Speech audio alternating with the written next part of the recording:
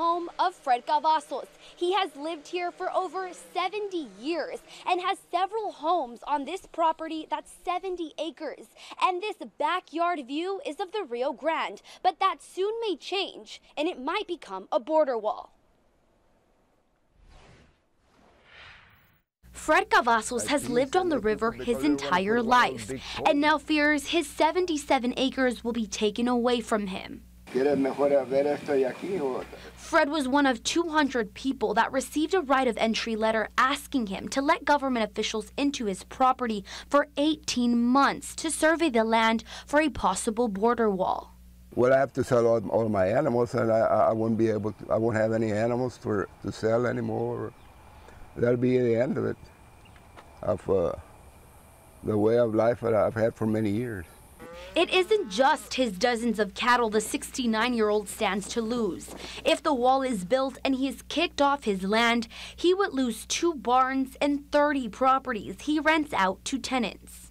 Why don't they care about us, the property owners? Why not build it on the other side of the levee where you don't have any property owners that have a lot to lose? Fred says if he can no longer make money off of his farm and by renting out his property, how will he make a living? Very stressful.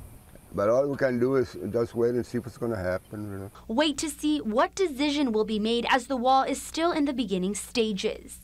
How are we going to get in? Can we get into the same way, or we have to go a special distance to come then in and out of here? I don't think the other tenants that are on the river are going to like that.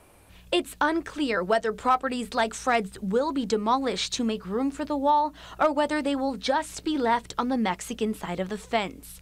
I should have asked him. Fred tells me he doesn't plan to sign the right of entry requests. However, ultimately, the federal government can take homeowners to court for refusing to give access to their land. We don't want to sign. We're afraid. We're afraid to sign.